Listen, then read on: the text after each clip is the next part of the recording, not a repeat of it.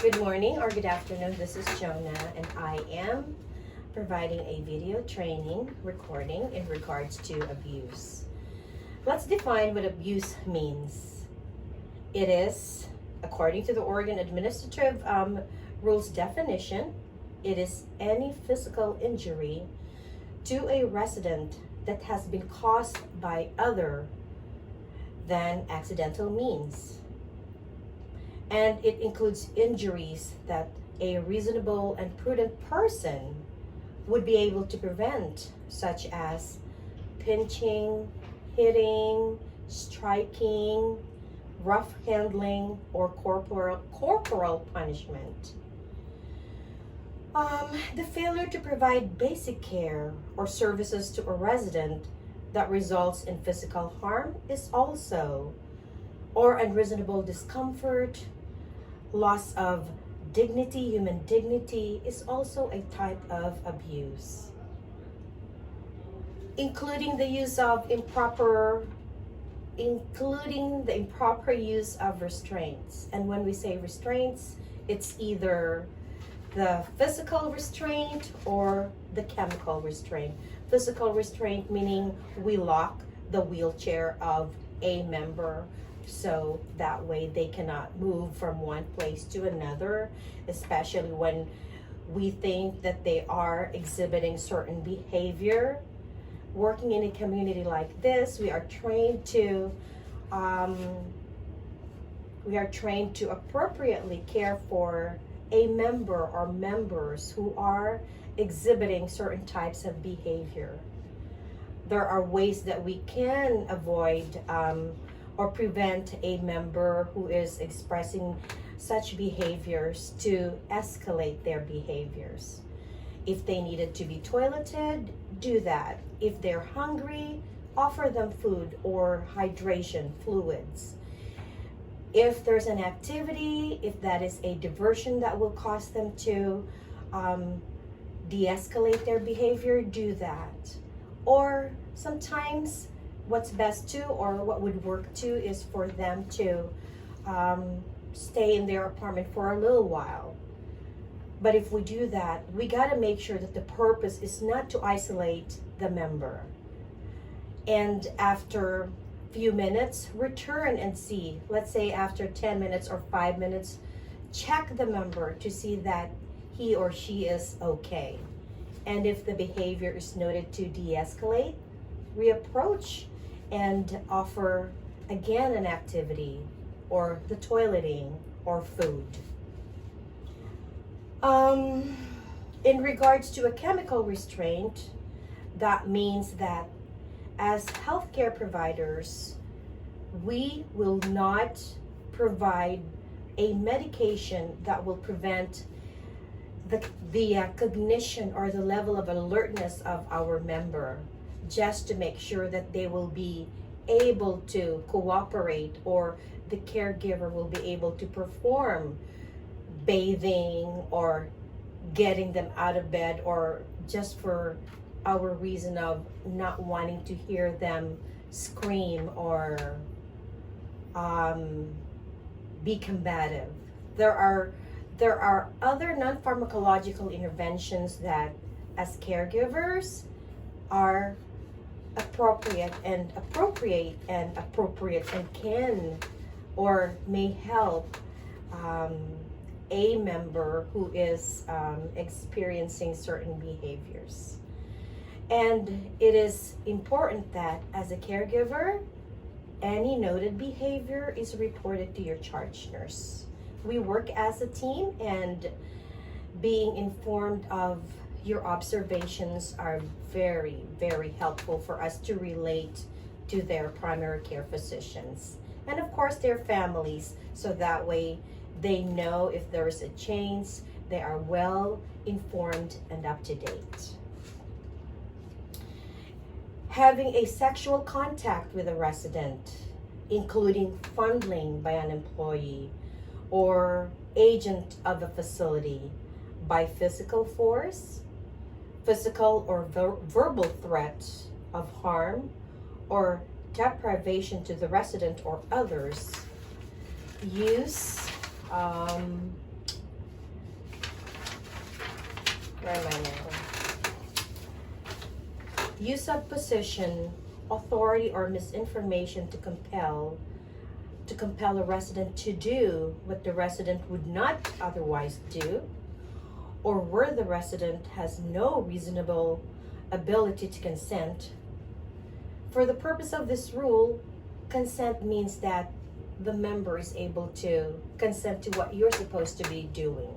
We are not, as caregivers, we will not proceed with something that will cause a member to be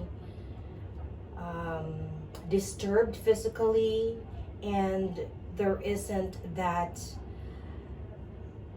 permission coming from them that it's okay for us to touch them and to provide the care or the services to them. I hope that I am making sense when I say something like this. But when we're providing paracare, the purpose of the paracare is to provide paracare and not for fundling.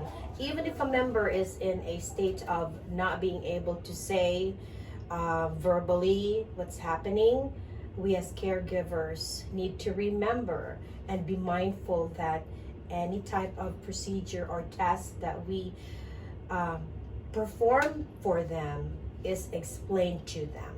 It makes them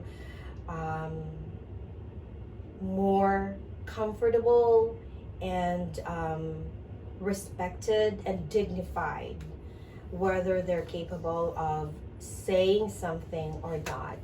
They are human beings, and there's a big reason why we are their caregivers. They have entrusted their care to us. And then abuse can also be somebody, or theft or diversion of a resident's property, an employee taking somebody's belonging of a member for their own personal use.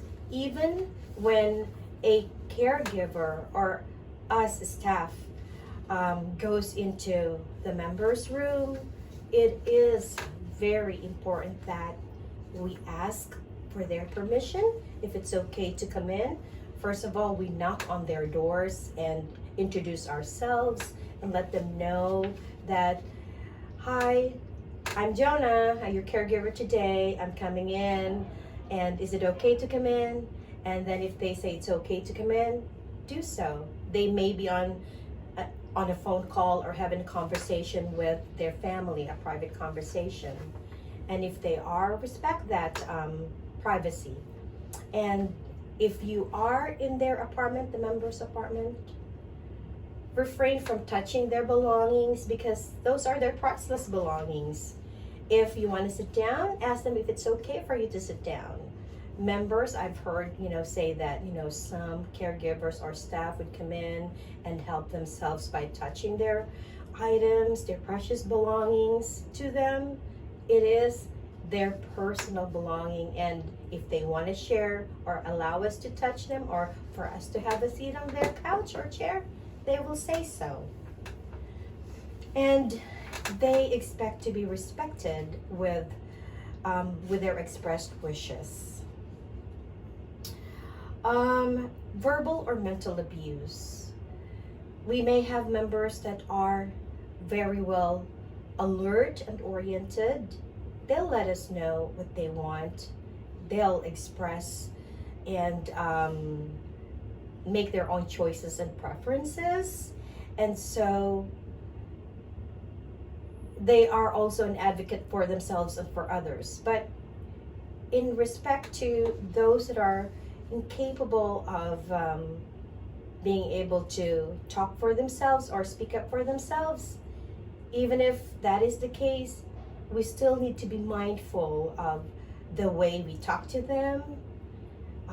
Verbal or mental abuse includes, in extreme forms, the use of oral or gestured communication, either and written, including written, that willfully includes disparaging and derogatory terms to the resident that is either within their hearing distance, regardless of their age, ability to comprehend, or disability, humiliation, intimidation, harassment, threats of punishment, or deprivation directed toward the resident, and unwanted or inappropriate, crude, or sexual language, comments, and other things like that. Our members, the members trust us so much. They're very vulnerable people that we as caregivers need to be mindful of who they are, be respectful of who they are, whether they are in their last stages of their life, whether they are alert and oriented or has dementia. They deserve our respect. Refrain from talking down to them. Call them by their last names. If they, allow you to address their names using their first name, do so. But calling them honey or dear, that's, one thing that a family, or an address that a family can call their loved ones. But as caregivers, we know that, from my experience, I would say that they have expressed that whatever achievement or title they have, some of them, they like to be addressed as such, especially our members with dementia. And they like to hear that, oh yes, I am a doctor, or yeah, I was a doctor, and I still am a doctor, and I have earned that degree. Involuntary seclusion of our members. If they're exhibiting any behaviors, I have mentioned this earlier too, that if they are, we don't exclude them from the crowd. We may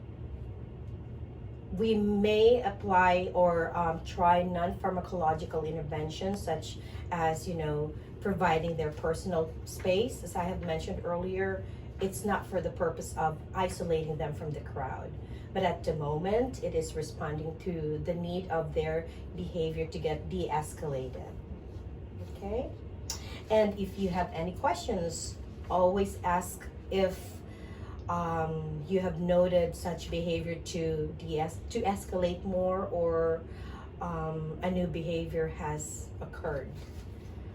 I'm talking about health services, but outside of health services, it is the same thing. If it's an independent member, we have housekeepers or EVS or the kitchen, dining room services that are familiar with the independent members, and you can report to your supervisors if you have noted any type of verbal or mental abuse that has been exhibited or provided to the IL members by another person.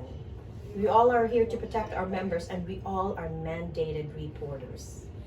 If something of any sort of abuse happened, may it be physical, verbal, mental, emotional, let your supervisor know. And if you have any questions, always seek for an answer. If it calls for if physical harm has been done, call 911. That's your first, number one approach. The safety of the member is very important. And so when we are doing the report, yes, the facility must identify the methods of our community will identify the methods of preventing and responding to incidents of this type of abuses. And then the abuse reporting is, like I said earlier, everyone is a mandated reporter. And the staff, call your supervisor for any concern you may have. And the facility has or our community has a responsibility, just like for the health services, we have a responsibility to self-report to APS if there is a suspected abuse. And there is a process that we follow through in regards to reporting. The law enforcement agency must be called first when the suspected abuse is believed to be a crime. And in this case, we are very specific that rape, murder, assault, burglary, kidnapping, theft of controlled substances, these mentioned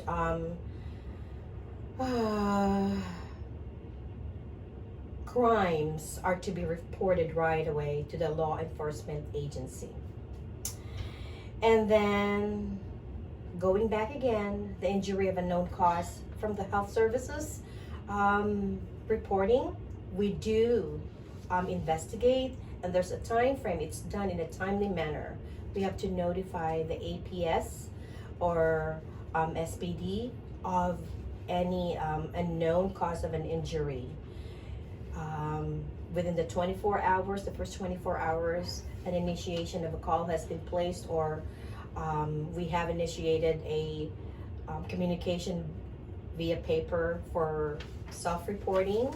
And in that communication, we notify, or in the investigation of an abuse, we will try to find out, or we report an incident. The incident is thoroughly investigated, and we will make sure, in